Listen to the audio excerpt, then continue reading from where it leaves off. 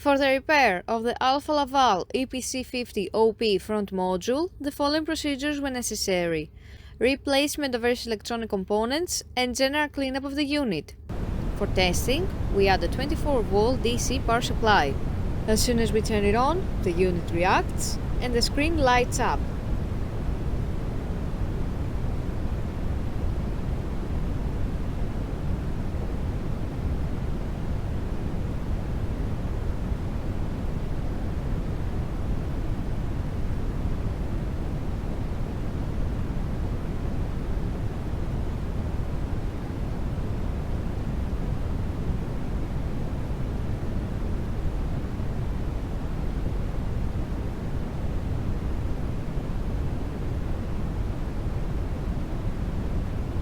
The error message is due to lack of additional units, so no further testing is possible.